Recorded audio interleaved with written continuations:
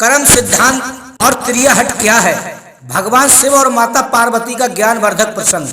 राधे राधे, जय श्री कृष्णा। दोस्तों, स्वागत है आपका दर्पण ज्ञान गागर यूट्यूब चैनल में। तो मित्रों, अभी तक चैनल को सब्सक्राइब नहीं किया है तो आपसे निवेदन है हमारे चैनल को सब्सक्राइब अवश्य कर लें। मित्रों, आज का प्रसंग बहुत ही ज्ञानवर्धक एवं मार्मिक है, तो बने रहिए बिना स्किप किए हमारी वीडियो के अंत तक। दोस्तों, एक समय की बात है जब भगवान शिव और माता पार्वती जग भ्रमण के लिए निकले।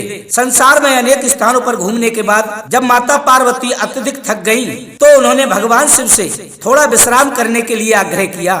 तब भगवान शिव ने एक सुंदर सा स्थान देखकर एक पीपल के वृक्ष के नीचे अपना बिस्तर लगाया और बैठ गए। जब शिवजी को थोड़ी सुस्ती महसूस हुई तो वे वहीं पर लेट गए, लेकिन माता पार्वती की नजर पास में ही उन चींटियों की कतार पर टिकी जो कि एक स्थान से दूसरे स्थान पर जा रही थी। और उन चींटियों के बीच रास्ते में एक रेंगने वाला कीड़ा पड़ा था जिसे चींटियां लगातार काट रही थीं, लेकिन वह अपनी आत्मरक्षा करने में असमर्थ था बंधु, क्योंकि चींटियां अधिक थीं और वह कीड़ा अत्यधिक कष्ट में था। वह अपनी रक्षा करने के लिए छटपटा रहा था। माता पार्वती का हृदय यह दृश्य देखकर करुणा से भर गया बंधु, और वे उस कीड़े की पीड़ा को कैसे न कैसे करके मिटाना चाहती थी, लेकिन खुद उसकी सहायता करने में असमर्थ थी। तब माता पार्वती ने उस कीड़े को इस संकट से निकालने के लिए भगवान शिव से प्रार्थना की कि हे भोलेनाथ, इस कीड़े का कष्ट दूर करो। तब भगवान शिव ने उठकर जब उस कीड़े को ध्यान से देखा तो उन्होंने माता पार्वती को समझाते हुए कहा कि हे देवी, आप इस कीड़े पर अपना ध्यान मत दो, ये किसी पीड़ा में नहीं है, अब तो ये अपने कर्मों का फल भोग रहा है। लेकिन माता पार्वती अपने कोमल हृदय से इस कठोर और पीड़ादायक दृश्य को देखकर अत्यधिक दुखी थीं। उन्होंने भगवान शिव से उस कीड़े की पीड़ा हरण करने के लिए लगातार प्रार्थना की, लेकिन भगवान शिव उन्हें बार बार यही समझाते रहे कि इस कीड़े पर अपना ध्यान मत दो, ये अवश्य ही अपने द्वारा किए गए कुकर्मों का फल भोग रहा है। भगवान शिव ने इस समस्या से छुटकारा पाने के लिए माता पार्वती से किसी दूसरे स्थान पर जाने को कहा ताकि उस कीड़े से उनका ध्यान हट सके, लेकिन माता पार्वती ने उस कीड़े को पीड़ा मुक्त कराने की जिद पकड़ रखी थी बंधु। और भगवान शिव के लाख समझाने पर भी माता ने प्रभु की एक भी ना मानी और कहने लगी कि जब तक इस कीड़ा की पीड़ा का निवारण नहीं होगा तब तक मैं यहाँ से कहीं भी नहीं जाऊंगी। और आप तो जानते ही हैं मित्रों, ये तीन हटें बहुत ही खतरनाक हैं। नंबर 1 बाल हट, नंबर 2 त्रिया हट, नंबर 3 राजा हट। यदि बच्चा रूठ जाए कि हमें हाथी चाहिए तो उसे चाहिए चाहे मिट्टी का बनाकर क्यों ना दूं, और यदि स्त्री रूठ जाए कि हमें सोने की झुमकी चाहिए तो चाहिए चाहे आप स्वयं को गिरवी रखकर क्यों ना लाके दो। और यदि राजा रूठ जाए और यदि राजा हट करने लगे कि मुझे इस निर्दोष के लिए फांसी पर चढ़ाना है तो वो चढ़ाएगा, चाहे उसका अंजाम कुछ भी हो। तो इसी प्रकार दोस्तों, भगवान शिव को त्रिया हट के आगे मजबूर होकर उस कीड़ा की पीड़ा मिटानी पड़ी।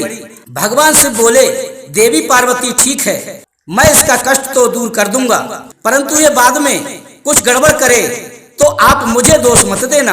तब माता पार्वती बोली, ठीक है प्रभु, पहले आप इसका कष्ट मिटाएं। इसके बाद भगवान शिव ने अपनी शक्ति से उस कीड़े का दुख दूर कर उसे राजा और उन चींटियों को उसकी प्रजा बना दिया और एक सुंदर नगरी का निर्माण कर वहां एक आलीशान महल बनाकर उसे वहां का राजा बना दिया।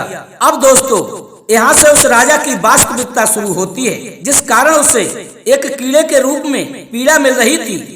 और जब सब कुछ बनकर तैयार हो गया तब भगवान शिव ने उस राजा जो कि पहले कीड़ा था से कहा, भाई अब तुम अपना राजपाट संभालो, हम दोनों चलते हैं। लेकिन राजा अपने व्यवहार से बड़ा ही बेविचारी, दुराचारी, घमंडी और चरित्रहीन व्यक्ति निकला। उसने जैसे ही माता पार्वती को देखा तो वह उनकी सुंदरता पर मोहित होकर उनका हाथ पकड़ लेता है बंधु, और भगवान शिव का एक कहकर अपमान करने लगा कि तू एक महात्मा, वन वन भटकने वाला एक साधारण सा साधु, भला तेरे साथ इस सुंदर स्त्री का क्या काम? ये तेरे साथ कैसे रह सकती है? इस सुंदर और रूपवान स्त्री की जगह तो मेरे महलों में है, इसे मैं अपनी रानी बनाऊंगा। इतनी सुंदर स्त्री तो एक राजा की रानी हो सकती है, ना कि एक साधारण से साधु की पत्नी, जिसे ना अपने आज का पता है और ना ही कल का, ना घर का पता है ना द्वार का। अब मेरी बात ध्यान से सुन और चुपचाप यहाँ से निकल जा। अब हे सुंदर स्त्री मेरी रानी बनेगी। भगवान शिव ने उस राजा बने कीड़े को बहुत समझाने का प्रयत्न किया और बोले ये मेरी पत्नी है, तू अपना राजपाट संभाल, तुझे हजारों रूपवती स्त्रियां मिल जाएंगी, लेकिन इन्हें मेरे साथ जाने दे। लेकिन उसने भगवान शिव की एक भी नहीं मानी।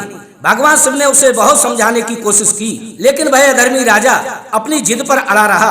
तो भगवान शिव ने कहा ठीक है राजन, तुम इन्हें अपनी रानी बना लो, मैं चलता हूँ। उनके मुख से जाने की बात सुनकर माता पार्वती भगवान शिव के चरणों में गिर पड़ी बंधु और बोली स्वामी आप मुझे इस दुविधा में छोड़कर कैसे जा सकते हैं। तब भगवान शिव बोले देवी पार्वती मैंने आपसे पहले ही मना किया था और कहा था मैं इसका कष्ट तो मिटा दूंगा, लेकिन बाद में ये कोई गड़बड़ करे तो तुम मुझे दोष मत देना। तब माता पार्वती दोनों हाथ जोड़कर कहने लगी कि हे नाथ मुझे क्षमा कर दो, जो मैं कर्म सिद्धांत को नहीं समझ सकी। अब मैं भली भांति समझ गई हूँ कि ये बेविचारी चरित्रहीन घमंडी और अत्याचारी मानव अपने पिछले जन्म के कुकर्मों का फल भोग रहा था। इस क्रूर मनुष्य ने अवश्य ही अपने जीवन में अनंत पाप कर्म किए होंगे, जिसका दंड इसे इस कीड़े के रूप में भुगतना पड़ रहा था। तब भगवान पार्वती की बात सुनकर भगवान शिव अति प्रसन्न हुए कि चाहे देवी पार्वती ने हट करके ही इसका कष्ट दूर करवाना चाहा हो, परंतु अब वे कर्म सिद्धांत को समझ चुकी हैं। फिर भगवान शिव ने अपनी शक्तियों से परिस्थिति पहले जैसी कर दी। तब राजा को वही कीड़ा और प्रजा को वही चींटियां बनाकर उसके कर्म सिद्धांत को उसके हाल पर छोड़ दिया बंधु। अब माता पार्वती भी खुशी खुशी भगवान शिव के साथ अपना जग भ्रमण पुनः प्रारंभ करने के लिए चल पड़ी बंधु। तो माताओं बहनों से मेरा निवेदन है कि अपने पति की आर्थिक स्थिति को देखकर ही हट करें। यदि आपके पति की सामर्थ्य 500 रुपए की साड़ी लाने की है तो उससे 1000 रुपए की साड़ी की जिद ना करें, अन्यथा घर में कलेश उत्पन्न होगा। और पति को भी अपनी पत्नी के मन की भावना को पहले ही भांप लेना चाहिए और उसके मन के कार्य करना चाहिए, ताकि कोई आपस में मतभेद ना हो और उनकी मनो इच्छा भी पूरी हो जाए। तो दोस्तों यदि आपको ये वीडियो पसंद आई है तो वीडियो को लाइक शेयर कर कमेंट में राधे राधे अवश्य लिखें और चैनल को सब्सक्राइब कर हमारे मनोबल को अवश्य बढ़ाएं, क्योंकि आपका एक सब्सक्राइब हमारे लिए बहुत ही महत्वपूर्ण है। इसी के साथ बंधुओं राधे राधे, जय श्री कृष्णा दोस्तों।